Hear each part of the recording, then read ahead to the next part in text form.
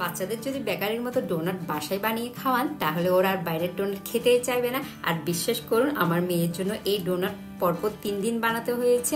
এখানে ময়দাতে অ্যাড করেছি চিনি, লবণ, গুঁড়া দুধ, ইস্ট।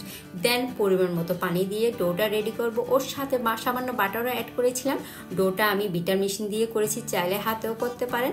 ডোটা ভালো করে মধ্যে বাটার লাগিয়ে এক পাশ করে ঢেকে রেখে দিচ্ছি। আমার ডোটা ফুলতে 40 মিনিট সময় লেগেছে। এখন ডো হতে ছোট ছোট বল বানিয়ে একটা ট্রেতে ঢেকে রাখবো আর 20 মিনিট পর ডোটা ফুলে ডাবল হয়ে গেলে শেপ করে নজল দিয়ে মাঝখানে হোল করে নেব। আবার 20 মিনিট ঢেকে রাখবো। 20 মিনিট পর কড়াইতে পর্যাপ্ত পরিমাণ অয়েল অ্যাড করে একদম লো আছে ডোনাটগুলো লাল করে ভেজে নিব। চাইলে চা বা কফি দিয়ে খেতে পারেন।